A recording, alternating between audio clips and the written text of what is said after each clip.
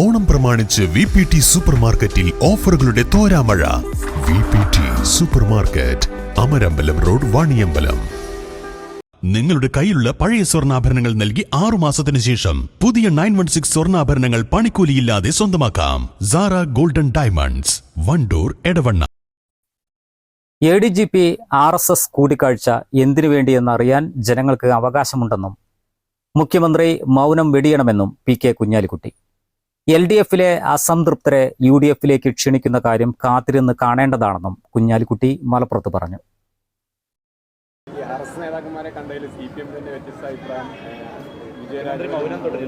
അല്ല, അതില് മുന്നണി ബന്ധമൊന്നും അല്ല പ്രശ്നം. പൊതുസമൂഹം പൊതുവില് ഇത്തരം കാര്യങ്ങൾ എന്ത് നടന്നു എന്നുള്ളത് അറിയാതെ വളരെ ആശങ്കയിലാണ്. കാരണം എന്താണെന്ന് വെച്ച് കഴിഞ്ഞാൽ പൊതുസമൂഹത്തിൻ്റെ അവകാശമാണ് വിവരം ലഭിക്കുക എന്നുള്ളത്.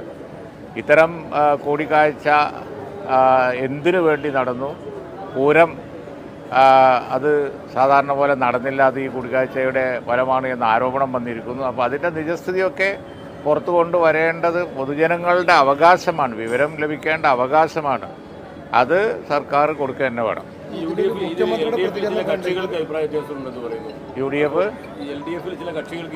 ഇല്ല ഉണ്ട്, നമ്മൾ കാണുന്നുണ്ടല്ലോ. LDFിലെ കക്ഷികളും LDFിലെ എല്ലാവരും ഒരുപോലെ ഇത് ഈ ഇലക്ഷൻ്റെ കുറച്ച് മുമ്പ് ഇങ്ങനെ ഒരു പ്ലാനിങ് നടന്നു, ചർച്ച നടന്നു, അതുകൊണ്ട് പൂരം കലങ്ങി, അതുകൊണ്ട് അവിടെ ഒരു പ്രത്യേക റിസൾട്ട് വന്നു എന്നൊക്കെ ഉള്ളതിനെ സംബന്ധിച്ച് മുന്നണി ഭേദമന്യേ എല്ലാവരും ഒരുപോലെ പ്രതികരിച്ചല്ലോ, ഇപ്പോൾ പ്രതികരിച്ചുകൊണ്ടിരിക്കുകയാണ്.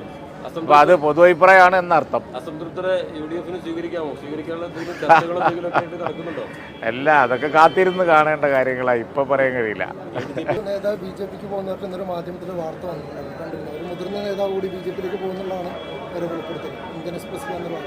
അല്ല, വാർത്തകൾ ഇടയ്ക്കിടയ്ക്ക് വരും, പക്ഷേ അങ്ങനെ ആരും അധികം കോൺഗ്രസ് പോയി കണ്ടിട്ടില്ല. പിന്നെ മാത്രമല്ല, കോൺഗ്രസ് ആണല്ലോ ഇപ്പോൾ BJPക്ക് പകരമായി അനവധി MP മാരുമായി പാർലമെൻറ്റിൽ തിരിച്ചു വന്നത്.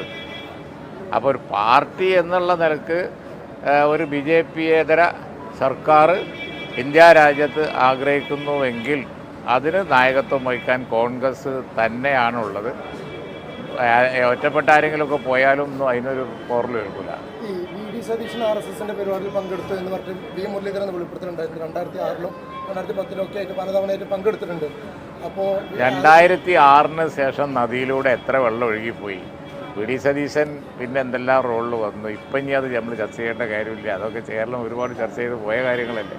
കറണ്ട് ഇഷ്യൂസ് ചർച്ച ചെയ്യപ്പോൾ ഓക്കെ. കാൽ നൂറ്റാണ്ടായി കിഴക്കൻ ഏറനാടിന്റെയും വിശേഷ്യ വണ്ടൂരിന്റെയും സ്വർണ്ണമോഹങ്ങൾക്ക് സുവർണ ചാരുതയേകി അതിവിശാലമായ ഷോറൂമിൽ വണ്ടൂരിലെ ഏറ്റവും വലിയ നമ്പർ 1 ബ്രൈഡൽ ജ്വല്ലറിയും ഡയമണ്ട് ജ്വല്ലറിയും. Parco Swarnanjali gold, Nilambur road, Wandoor. രുചിക്കൂട്ടുകൾ കൊണ്ട് രുചി വൈവിധ്യങ്ങൾ ഒരുക്കിയ ഇന്ത്യൻ ബേക്സ് ഇപ്പോൾ വണ്ടൂരിലും.